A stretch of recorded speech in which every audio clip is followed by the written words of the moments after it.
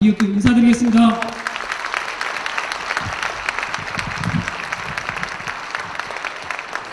네.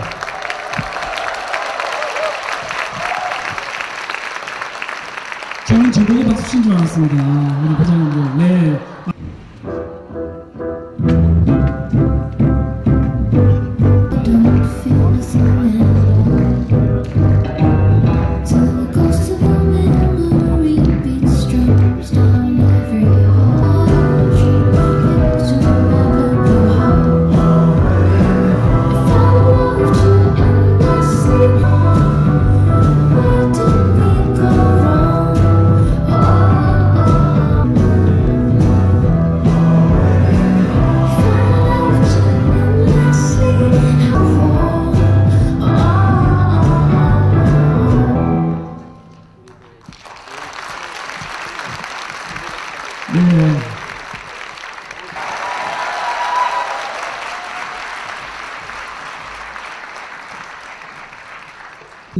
양해할 수 있겠죠?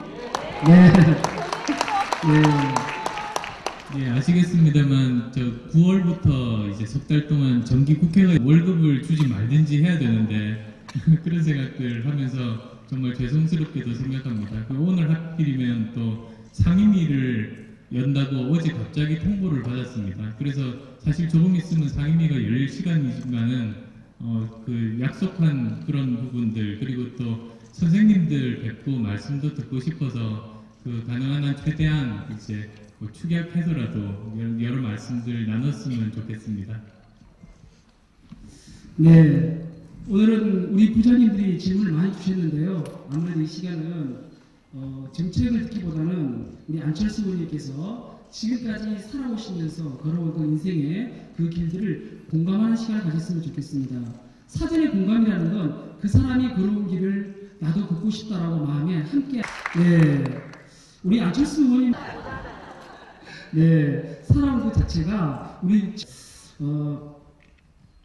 제가 우리 안 의원님이 조금 긴장하신 것 원래 우리 안 의원님은 어록이 굉장히 많더라고요. 제가 책하고 인터넷에 뒤졌더니 최경이 나왔어요. 근데 우리 안철수 의원님 원래 그렇게 말씀을 잘 하세요? 아니, 사실은 처음에 교수가 됐을 때 하도 강의를 못해서 도대체 내가 준비한 내용이 1시간 동안 이게 이야기할 수 있을까? 그러니까 뭐 어떨 때는 아무리 준비를 많이 해도 금방 끝나버릴 수도 있을 것도 같고 불안하고 그랬던 겁니다. 그래서 선배 교수님한테 물어봤습니다. 1시간 분량 그 어떻게 하면 준비할 수 있는지 방법이 있냐고 물어봤더니 선배 교수님이 하시는 말씀이 조금 지나면 5분짜리 내용 1시간 이야기할 수 있고 1시간 내용 5분 만에 이야기할 수 있고 그냥 그러고 웃으세요. 나중에 보니까 진짜더라고요. 그래서 교수들끼리 교사들끼리 직업 비밀이 그런 게 아닌가 싶었습니다.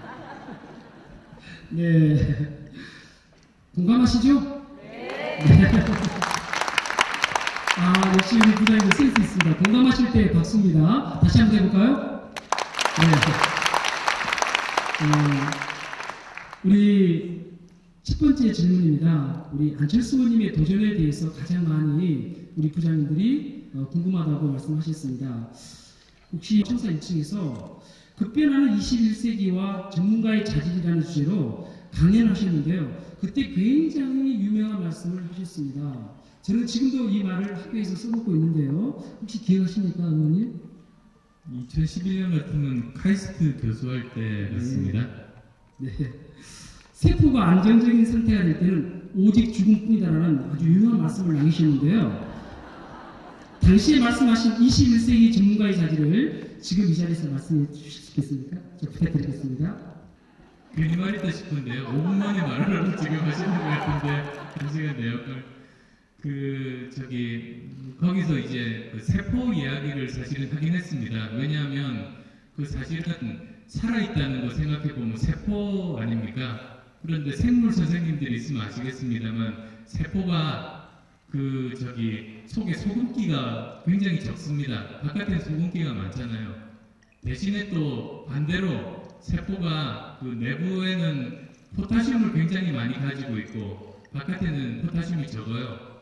그러다 보면 자연스럽게 농도가 높은 곳에서 낮은 곳으로 가는 법이라 세포가 그냥 있으면 소금기가 세포 속으로 들어오고 속에 있는 내용물은 다 빠져나가죠. 그럼 죽는 법입니다. 그래서 세포는 살아남기 위해서 끊임없이 속으로 들어오는 소금을 바깥으로 퍼내고 바깥에 있는 포타시움 끊임없이 이렇게 유입시키는 노력을 합니다. 그게 살아있다는 거거든요. 즉 그 살아있다는 것의 본질은 불균형을 유지하는 겁니다. 불균형, 그 불안정, 그게 사실은 그 살아있다는 거고, 그럼 안정은 언제 찾아오느냐? 죽으면. 세포가 죽으면 그냥 힘없이 맥없이 늘어져서 속에 있던 그 소중하게 담아놓았던 그 세포 속에 있는 여러 것들이 바깥으로 빠져나가고 바깥에 있던 소금기가 물밀듯이 들어오면서 죽어버리는 거거든요. 그럼 고요하고 평안해지죠. 그러니까 살아있다는 것 자체가 안정하고는 거리가 멀다. 그래서 오히려 사람이 살아있을 때 안정을 자꾸 추구하게 되는데 그것 자체가 뭐 예를 들면 지금 대기업들 잘 나가죠. 그래서 사람들이 다 대기업 가려고 합니다. 그런데 그래서 사람들이 꿈꾸는 거는 20대 때 대기업에 취직해서 그러면 나는 50세까지 이제 보장이 된다, 뭐 60세까지 보장이 된다고 생각하기 쉬운데 절대로 그렇지 않습니다. 지금 몇 년 전까지만 해도 세계적으로 유명한 큰 회사들이 있었습니다. 휴대폰에서 노키아, 모토로라 그런 회사들 굉장히 컸거든요. 누구도 저 회사가 망할 거라고 생각하지 않았는데 지금 망해서 다른 회사 합병됐습니다. 따라서 그런 일이 있으면 안 되겠지만 우리나라에서 지금 누구나 보면 안정적이라고 생각하는 대기업 30년 이상 그대로 갈까요? 안 그럴 수 있습니다. 그래서 사람들이 저는 몇 년 전인가요? 옛날도 아니죠. 거의 한 10년 전 정도 전에 한의대가 굉장히 커트라인 높았던 적이 있지 않습니까? 그때는 지금 이제 한의사가 되는 분들이 굉장히 안정적으로 그 한의사 숫자도 많지 않고 그래서 많이 지망을 했는데 불과 그 학생들이 졸업할 때 6년 만에 그게 완전히 바뀌어버린 겁니다. 그래서 굉장히 힘들어지는 그런 경우들을 많이 보게 됐는데요. 그런 것들 보면서 제가 안타까웠던 게 왜 저렇게 자기가 지금 현재 사회에서 제일 잘 나가고 있는 데를 택할까? 그거 10년 지나면 완전히 바뀌어버릴 수 있는데 그런 것들이 굉장히 안타까웠습니다. 그래서 지금 안정적인 쪽을 선택하는 게 결코 안정적이지 않을 수 있다. 왜냐하면 인생도 그렇고 또 대기업조차도 그건 불안정한 존재이기 때문에. 그래서 정말로 확실한 건 남들이 생각하는 전망이나 또는 남들이 생각하는 안정 말고 자기가 마음속으로 자기가 잘할 수 있는 일들, 적성에 맞는 일들, 하고 싶은 일들, 끊임없이 열정을 지속하는 일들 그런 쪽에 집중해서 어떤 일을 선택하면 그거는 이제 결코 10년, 20년 지나도 흔들리지 않을 수 있다. 그런 생각들을 하게 됐습니다.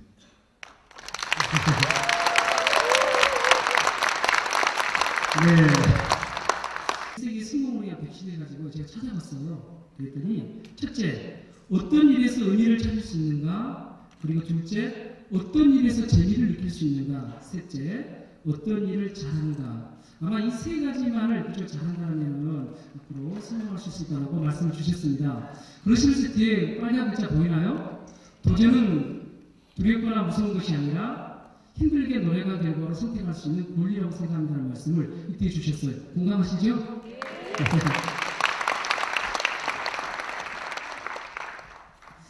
그것도 설명드려야 제가 지금까지 아마 지금이 5번째 직업인 것 같은데요.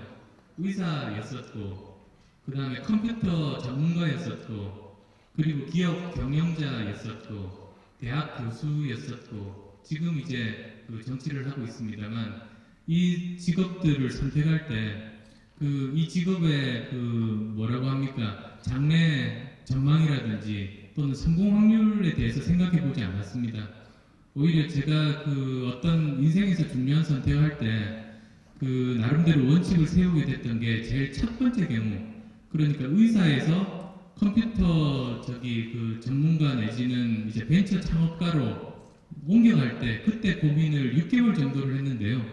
6개월 정도 고민하면서 이제 어느 정도 생각들을 정리한 그 결과입니다. 그때 6개월 정도 고민하면서 정말 괴롭게 같은 고민 일주일만 해도 정말 이렇게 바삭바삭 마르는데 6개월 고민했다고 생각해 보시면 얼마나 고통스러웠는지 아실 겁니다. 그런데 이제 고민의 결과 생각들이 조금씩 정리가 되기 시작했습니다. 그래서 우선 처음 든 생각이 그거였습니다. 과거를 잊어버려야 되는구나. 과거의 어떤 보통은 이제 실패만 생각하기 쉬운데요. 과거의 성공이 저는 더 문제라고 생각했던 거죠. 그럼 무슨 뜻이냐면 원숭이 잡을 때, 정글에서 원숭이 잡을 때 유리병 속에다가 사탕을 넣어둡니다.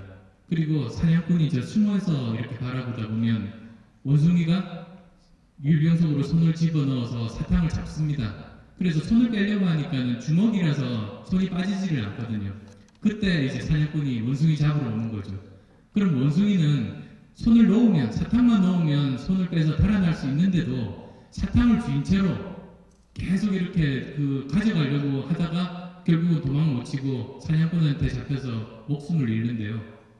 그게 원숭이 이야기가 아니고 사람 이야기입니다. 왜냐하면 보통은 이제 한번 실패를 하면 사람이 마음이 약해져서 결단을 잘 못 내립니다. 그래서 실패가 사람 발목 잡는다고들 많이 알고 계신데요. 성공이 실패보다 더 그런 경향이 더 큽니다. 한번 뭐를 열심히 살게 되면 뭐를 가지게 됩니다. 의과대학 나와서 의사 면허를 가지게 되고 의학 박사를 가지게 되고 대학 교수가 되고 이런 것들이 사실은 그때까지 열심히 살아왔던 그것 결과로 주어진 것이지 그게 앞으로 더 선택을 할 때 오히려 그게 발목 잡는 그런 것들이 되는 거죠. 그래서 정말로 중요한 선택을 할 때는 과거의 실패뿐만 아니라 성공한 것도 내가 가진 것들 모두 다 생각하지 않고 해야 된다는 그 이제 생각을 할 수 있었고요. 두 번째로는 주위 사람들 평가나 바람에 너무 이렇게 흔들리면 안 되겠다는 생각을 했습니다. 특히 이제 생각이 굳어진 게 카이스트 교수할 때인데요. 카이스트 교수할 때 학생들이 많이 찾아왔어요. 근데 처음에는 제 지도학생만 찾아오다가 지도학생 아닌 사람들이 찾아오고 그 다음 카이스트 옆에 있는 학교인 충남대 학생들까지 면담 신청을 하는 거예요.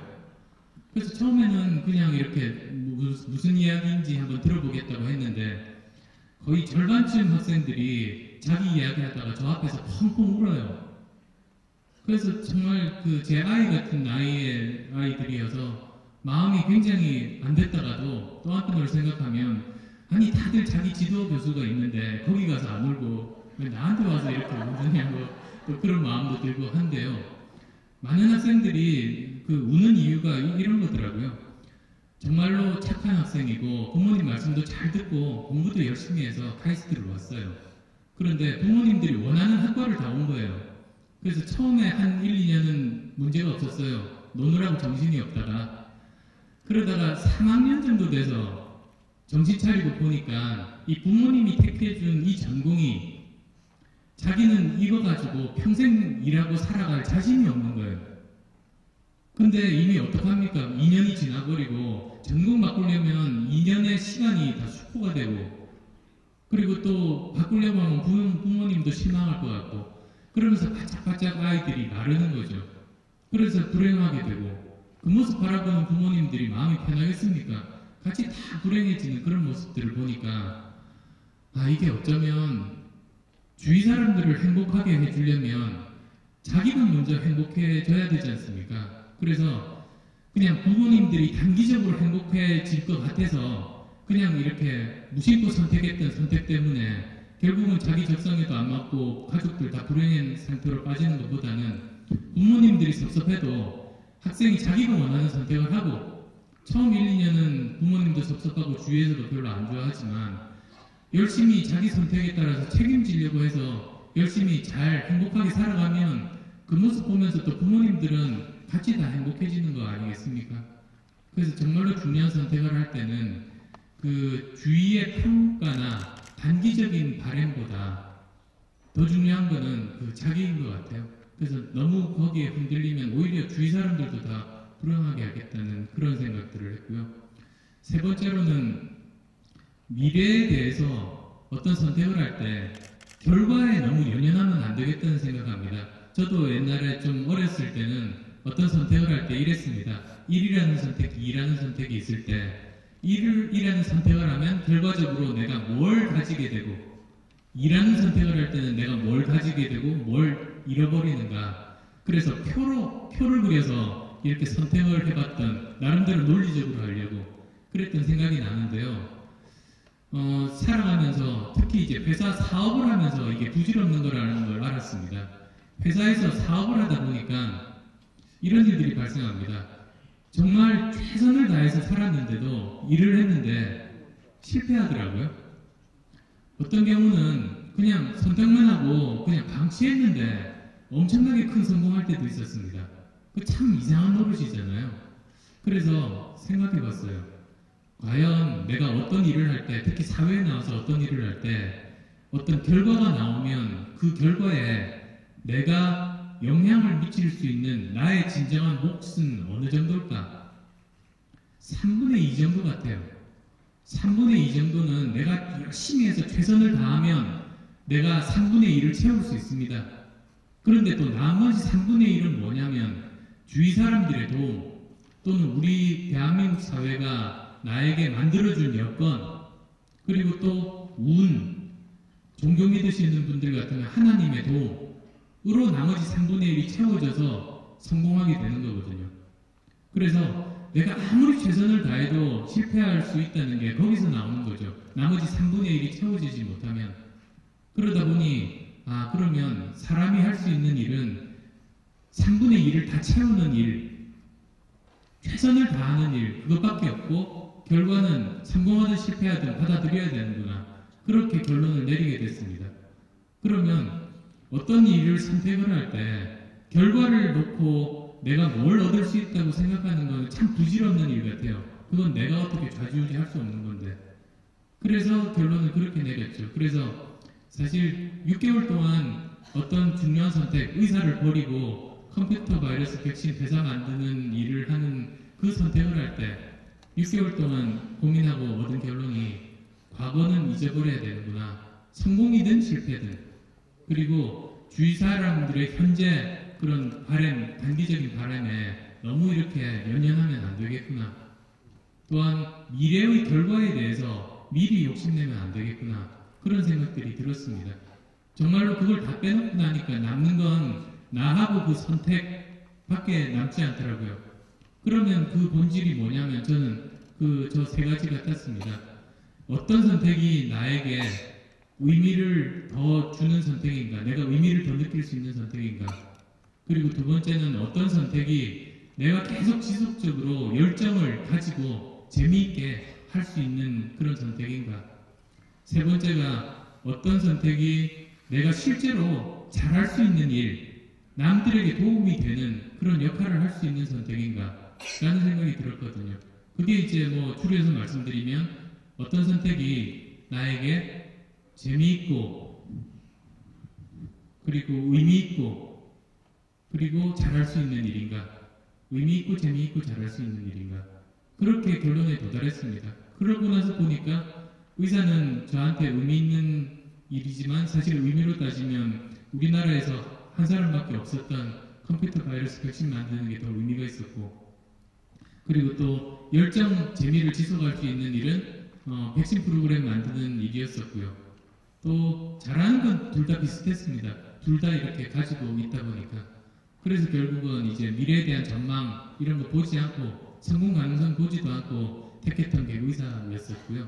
그 다음 선택도 또 의사 그만두고 교수로 가게 된 것, 이것들 다 같은 기준으로 이렇게 하게 된 겁니다. 네. 우리 들어가 있었습니다. 세 가지 기억하셨어요? 네. 네. 우리 안철수님의 어록이라는 책을 보면 대부분 참 나눔이라는 게 굉장히 많이 있습니다. 그리고 소통 굉장히 많은데요. 방금 이제 그거를 제가 한 가지 어록 중에 제가 좀 감동이 되는 게 있어서 하나 추려봤습니다. CEO가 정말 경계해야 할 것은 자기를 둘러싼 만족의 소리가 아니라 드러나지 않는 불만족의 침묵이다. 이것은 바늘이 떨어지는 소리를 듣는 것과 같은 예민함이 요구되는 일이다 라고 말씀하셨어요. 역시 어때요? 안전보다 도전을 쓰신 분이죠? 공감하시나요? 네. 너무 심치는 분위기죠? 네, 속 분위기잖아요. 좀 분위기를 바꿔보겠습니다. 네, 제가 질문을 좀 들어보는 시간을 갖도록 하겠습니다. 참고로 저는 늦게 자녀를 가졌습니다. 14년 만에 애를 낳았는데요. 첫애가 지금 초등학교 2학년이고요. 둘째가 6살입니다. 유치원에서 났더니 우리 동료 선생님이 돌날 선물을 주시는데 그 선물이 지금도 기억이 납니다. 세계 명문가의 자녀 교육이라는 책을 우리 아이가 그래요. 아빠 진로 교사 맞아라고 물을 때 제가 자괴감을 느낍니다. 중이 재물이 못가 여러 가지 인생의 길을 걸어오시면서 다양한 인생의 삶을 살아오셨는데 도대체 가정에서는 또 어떻게 성공적인 자녀 교육을 하시는지 한번 들어보도록 하겠습니다. 이 자녀에 대한 영향력을 너무 과신하는 거 아닌가 싶었습니다. 사실 이제 중학생만 돼도 또는 뭐 초등학교 고학년만 돼도 부모님들이 아무리 말을 해도 듣지 않고 같은 말을 친구들이 하면 잘 듣지 않습니까? 그래서 사실은 자녀의 동기부여 하는데 부모님들이 영향력이 굉장히 저는 적은 편입니다. 부모님들이 생각하는 것보다도 더 적은 편인 것 같아요. 그래서 사실은 그러면 부모님들이 할 수 있는 역할은 오히려 자녀의 환경을 만들어주는 역할 또는 환경의 일부분으로서의 역할 정도, 그게 이제 부모님들 역할이라고 생각하는데요. 맹모 삼천지교처럼 학교 근처에 가면 책 읽는 흉내를 내고 시장 근처 가면 아이들이 장사하는 흉내를 낸다는 것처럼 우선은 부모님들이 자녀에게 해줄 수 있는 건 환경 만들어주는 일이지 않습니까? 그리고 친구들 이렇게 어느 그룹으로 만들어주는 일, 그 정도는 할 수가 있으실 것 같고요. 그리고 이제 제가 벌써 몇 년 전인데요. 카이스트 교수할 때 저보다 얼굴 더 큰 연예인하고 무릎팍 도사를 찍은 일이 있었는데요. 거기서도 제가 이야기한 것 같아요. 책을 읽으라고 애들한테 자꾸 야단만 치고 부모님들은 한 번도 책 안 읽고 TV만 보시면 아이들이 책 안 읽죠. 오히려 부모님들이 책을 계속 읽다 보면 아이들이 따라서 읽게 되는 법인 것처럼 그렇게 환경의 한 가지 역할로 부모님들 역할이 존재한다. 저는 그런 생각들을 하게 됐고요. 그리고 이제 제가 저희 부모님한테 하나 이제 배운 것 중에 하나가 제가 어떤 선택을 하든 특히 이제 진로에 대해서 아무 말씀도 안 하셨어요. 그냥 제가 하고 싶은 대로 하라고 그러셨어요. 그리고 이제 제가 워낙에 기계 만지는 것들 굉장히 좋아하다 보니까 쟤는 공대 가겠지라고 이제 생각하시는 것 같았거든요. 근데 그러다 보니까 오히려 제가 부모님들 눈치를 보게 됐습니다. 그래서 부모님은 내가 어떤 선택을 하면 좋다고 생각하실까? 그래서 사실은 이제 장남이기도 하고 그 당시는 저희 아버님이 이제 의사시였으니까 그러면 내가 의과대학을 가게 되면 부모님들이 기뻐하시겠지 해서 오히려 제가 스스로 자원해서 이제 의대 가겠다고 말씀을 드렸습니다.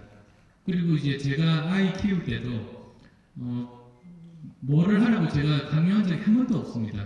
그래서 또 어느 날 아이가 물어보더라고요. 정말로 원하는 게 제가 뭘 하면 좋겠는지 생각 없으시냐고. 그래서 생각은 있는데 이야기 안 해줄 거라고 제가 그랬죠. 그랬더니 자기 나름대로 생각해서 일단 자기가 선택한 거니까요. 또 자기가 책임지고 열심히 하는 모습들 보이는 것 같습니다. 그래서 부모님들도 여러 가지 자녀 교육할 때 오히려 부모님들이 직접적으로 이렇게 강요하고 하기보다는 좀 더 이제 부모 자식 간의 관계라는 게 인간관계 아닙니까? 그래서 이게 그냥 타고난 거니까 그냥 내버려두고 있으면 그게 유지가 될 거라고 생각하는 것도 굉장히 큰 잘못인 것 같아요. 인간관계라는 건 시간과 관심을 많이 투입함에 따라서 더 가까워지는 게 인간관계 아닙니까? 그래서 아이와 부모 간의 관계라고 할지라도 시간을 많이 쓰고 관심을 더 많이 둘수록 정말 더 가까워지는 게 그런 관계인 것 같고 그렇지 않으면 더 멀어지는 게 그런 관계가 또 부모 자식 간의 관계 아닌가 합니다. 그래서 그런 역할들이 중요하지 않나 생각해서 나름대로 아이와 시간도 가능한 한 많이 보내고 컴퓨터 게임도 같이 하고 어릴 때는 그러면서 지냈었습니다. 아이하고 공감을 해야 되는 거죠. 그리고 그 관계 형성을 잘 된다고 하는데 저는 환경을 만들어주고 지가 알아서 하라고 저는 방치했습니다. 저는 나쁜 아빠 같아요. 굉장히. 네. 좀 시간이 촉박이 있어요. 제가 질문을 좀 건너뛰겠습니다. 없는 질문입니다. 제가 우리 안철수 부모님의 책도 5권 정도 읽었고요. 그리고 여러 걸 조사했고 인터넷에 다 뒤져봤습니다. 영상을. 그런데 오래됐는데요. 사실 최근에 정치인 되고 나서 봉사하면 그건 여러 가지로 이렇게 진실성이 의심되지 않습니까? 근데 제가 봉사한 지는 오래됐습니다. 의과대학 다닐 때 학생 때 이제 의료봉사부터 시작을 했습니다. 근데 그때 다른 생각이 있어서는 아닙니다. 그때 생각해 보면 나는 사회로부터 굉장히 많은 혜택을 받고 있는데 그러면 나도 사회 구성원의 일원으로서 뭔가 받은 일부라도 좀 돌려줄 수 있는 그런 일이 없을까 그 생각에서 출발했습니다. 사실 보면 지금 현재 마이크라든지 잘 안 나오네요. 마이크 시설이라든지 또는 이런 건물이라든지 자동차라든지 다들 우리 인류 선조들로부터 내려온 지식들이 쌓이고 지금 현재 많은 현장에서 열심히 일하고 있는 분들 덕분에 문명의 혜택을 받을 수 있지 않습니까? 근데 그 당시는 저는 학생 신분에서 내가 공부만 하고 이런 많은 문명의 혜택을 받을 수 있는 게 너무나 고마운데 일부라도 좀 역할을 할 수 있으면 좋겠다고 생각했습니다. 그래서 그 당시에 이제 의과대학 학생으로 할 수 있는 일은 이제 의료봉사이더라고요. 그래서 이제 가톨릭 학생회, 제가 신자는 아닌데 가톨릭 학생회에 가서 그 당시에 구로동, 지금하고 굉장히 틀립니다. 거기 가서 이제 봉사하면서 참 여러 가지 경험들을 많이 하고 세상도 많이 배웠어요. 근데 그 중에서 정말 지금도 기억나는 것 중에 하나가 성당을 빌려서 봉사활동을 하는데 거기에 몸이 불편하시면 거기까지 못 오십니다. 그래서 왕진을 가게 돼요. 그래서 제가 이제 일주일마다 토요일마다 갔던 왕진하던 곳이 어떤 할머니와 손녀딸 둘이서 삽니다. 근데 그 장면들 보면서 참 세상에 대해서 많이 배운 것 같아요. 그러니까 우선은 거기 원래는 어머니, 아버지, 할머니, 손녀 이렇게 4명이서 살고 있었는데 아버지가 아팠어요. 그러니까 어머님이 이 가족을 다 먹여 살려야 되거든요. 근데 보통 보면 이렇게 정말로 형편이 어려우신 분들은 하루 종일 일을 해도 자기 먹을 것밖에는 못 봅니다. 그래서 결혼을 하더라도 좋아서 결혼을 하더라도 자기 몫은 자기가 챙겨야 되는 그런 구조 하에서 한 사람이 아프게 되면 다른 사람이 처음에는 단기간은 야근도 하고 하면서 어떻게 지내지만 그게 좀 만성질환이 되면 견디지를 못합니다. 그러면 할 수 없이 달아나는 수밖에 없고요. 그래서 가족들이 깨집니다. 그래서 저는 정말로 인간에게 소중한 이 정말 근본에 해당되는 가족도 기본적인 생계가 해결이 안 되면 그게 가족이 깨질 수밖에 없구나. 그런 것들을 현장에서 피부로 느낄 수 있었고요. 그래서 그 집도 결국은 어머님 도망치고 아버님 돌아가시고 해서 이제 할머니, 손녀 둘만 사는데요. 처음에는 할머니가 손녀 딸 이렇게 먹여 살렸는데 관절염이 심해서 거동을 못 하세요. 그러다 보니 이제 손녀 딸이 중학생인데 신문 배달하면서 할머니를 먹여 살린 겁니다. 근데 어느 날 이제 토요일에 가보니까 할머니가 돌아가셨어요. 굶어서요. 손녀가 달아났죠. 그래서 그런 것들 보면서 세상들 참 현실이 소설보다 더 참혹하구나. 그런 것들도 많이 배우게 됐고요. 이제 그런 과정들을 거치면서 이제 또 사업도 해봤습니다. 그래서 회사 하면서 제가 깨달았던 건 아까 말씀드린 성공이라는 결과에 내가 정당한 몫은 3분의 1인데 그러면 3분의 1은 내 몫이 아니잖아요. 그 성공한 사람들이 다 이거 내 거야 이렇게 생각하는데요. 어쩌면 그게 천민자본주의의 출발인 것 같아요.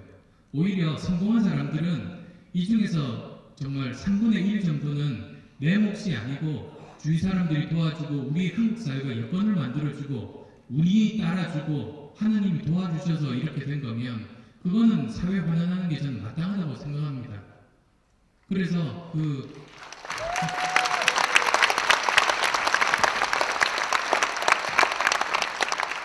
그래서 제가 기부라는 말을 별로 좋아하지는 않습니다. 나눔이라는 말을 그래도 그게 더 맞다고 생각하는 게, 나눔이라는 게 많이 가진 사람이 적게 가진 사람한테 위에서 아래로 내려다보면서 이렇게 뭘 시혜성으로 주는 게 아니라 그냥 서로 평등한 수평적인 관계에서 당연하게 이렇게 나누는 게 그게 너무나도 당연하다고 생각했거든요. 그게 제가 생각하는 나눔이라는 것에 대한 기본적인 근본적인 개념, 당연하다라는 거고, 그래서도 이제 회사하면서 이렇게 이루었던 절반의 재산을 기부를 해서 지금 현재 동그라미 재단이라고 재단이 만들어져서 열심히 지금 이제 활동하고 있는 이유도 사실은 그런 연유입니다.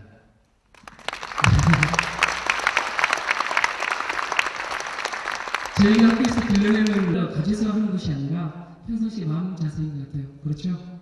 네.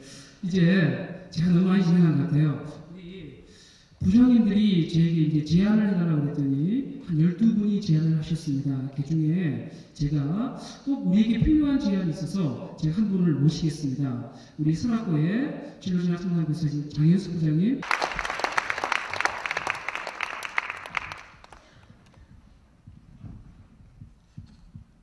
안녕하세요. 제가 농어촌 지역에서 2년 6개월 동안 진로교사로서 근무하며 느낀 애로사항에 대해서 말씀드리고 그에 대한 대안을 여쭤보고자 합니다. 제가 근무하는 경기도 가평군 설악면 지역에서는 진로 직업 체험을 할 수 있는 장소도 좀 찾기가 어려울 뿐만 아니라 있다고 해도 교통편이 불편해서 버스를 임대하지 않고서는 약속 시간에 도착하기가 참으로 어렵습니다. 학교 재정에도 한계가 있어서 질 좋은 진로 교육을 실천하기에 역부족인 경우가 참으로 많은데요. 도시에서 쉽게 할 수 있는 일도 저희 농어촌 지역은 여러 가지 한계가 존재해서 많이 어렵습니다. 이러한 문제를 해결하기 위해서 제가 개인적으로 생각해 봤는데요. 정부나 지자체 차원에서 드림버스 제도를 만들어 농어촌 지역 학교들이 필요한 경우에 이용하게 하거나 찾아가는 직업 체험 프로그램을 만들어 운영하는 방법도 생각해 보았습니다. 또 기업체나 정부 기관 단체에서 직업 체험 프로그램을 운영할 때 농어촌 학생들에게 정원에 일정 부분을 우선적으로 할당해서 농어촌 학생들이 참여할 수 있는 기회를 마련해 주는 것도 좋을 것 같습니다. 이제 질문 드리겠습니다. 안의원님께서는 농어촌 지역과 같은 소외 지역에서의 진로 교육에 대해서 생각해 보신 적이 있으신지, 그리고 농어촌 지역에서 보다 나은 진로 교육을 위해서 어떠한 부분이 필요할지에 대해서 조언을 해주시면 감사하겠습니다. 학교인데 시골에 있어서 거기를 가봤는데요. 우연히 보니까 그때 이제 미국에서 이렇게 각 분야 장관 정도면 일이 얼마나 많겠습니까? 근데 그 시골 학교에 그 사람이 와서 강의를 한다는 그게 있더라고요. 그래서 처음에는 뭐 우연히 그렇겠지 하고 넘어갔습니다. 다른 지역에 갔는데요. 또 다른 사람이 거기 와서 굉장히 유명한 사람인데 강연을 하는 겁니다. 그래서 이제 그게 겹치다 보니 어쩌면 사실은 그런 정도 위치에 있는 사람 같으면 그 사람에게 가장 소중한 자산은 그 사람이 가지고 있는 가장 소중한 건 시간 아니겠습니까? 그 사람 시간이 제일 중요하죠. 돈보다도 시간이 더 그 사람들한테는 중요하다고 생각하는데요. 그 시간을 쪼개서 굉장히 소외된 지역에 가서 학생들과 이야기를 하는 겁니다. 그러면 그 사람은 돈을 기부하는 것보다 사실은 더 소중한 걸 시간을, 그리고 그동안의 지혜를, 경험을 이제 학생들과 나누는, 그래서 기부가 돈만이 아니고 그런 시간 기부, 사회 지도층의 시간 기부가 정말로 소중한 거구나. 아, 우리나라도 이런 게 됐으면 좋겠다. 그런 생각들을 하고 온 적이 있습니다. 그래서 조금 전에 말씀하셨던 농어촌 진로교육의 굉장히 어려운 점들, 그리고 드림버스 제도나 찾아가는 직업 체험 프로그램, 또 이제 그 기업체나 정부기관의 협력 이런 점들도 말씀을 하셨는데요. 저는 그 다 굉장히 바람직하고 좋은 아이디어라고 생각하고, 추가로 우리나라에서의, 저는 우리나라가 이제 한 단계 더 나아간다는 게 돈을 더 번다는 게 아니고 좀 더 행복한 사회, 행복한 공동체가 되려면 저는 기부 문화가 지금과는 다르게 활성화되어야 된다고 생각하고요. 기부가 돈만 하는 것이 아니라 자기의 재능, 그리고 자기의 시간, 관심, 이런 것들 기부가 굉장히 중요하고, 그런 기부들이 보편화되고 활성화되는 그런 것들이 정말로 중요하다는 생각을 하고 있습니다. 그래서 저도 그 예전에 그 청춘 콘서트를 제가 한 일이 있었지 않습니까? 근데 그때 원칙이 있었습니다. 청춘 콘서트의 원칙이 뭐였었냐면, 우선 기본적으로 지역 우선이었습니다. 기회가 적은 지역을 먼저 간다, 서울보다. 그리고 또 그 지역에서도 그 주로 대학을 갔습니다만, 지역에서도 1등 학교는 상대적으로 기회가 많습니다. 그래서 굉장히 죄송하지만, 예를 들면 부산에 갈 때는 청춘 콘서트를 부산대학에서 하지 않고 다른 대학, 인제대학이라든지 경성대학 가서 했습니다. 그래서 그러면 상대적으로 기회의 불균등을 제가 미약하지만 조금이나마 줄일 수 있는데 조금만 기여라도 할 수 있지 않을까, 그런 생각으로 가면서 열심히 했던 기억이 나는데요. 앞으로도 기회가 된다면 그런 쪽에 저도 직접 참여도 하고, 그리고 또 이런 문화 만드는데 한번 온갖 지혜들을 한번 짜내 보겠습니다.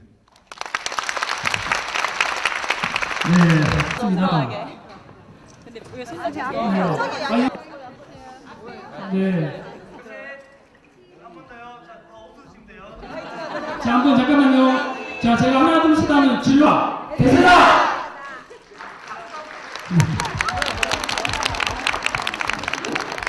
자, 네, 감사합니다. 네, 답으로 남기겠습니다. 한번 해보고 싶어요. 우리 선배 교사입니다. 의원님 이쪽. 네. 이쪽으로 가시면 돼요.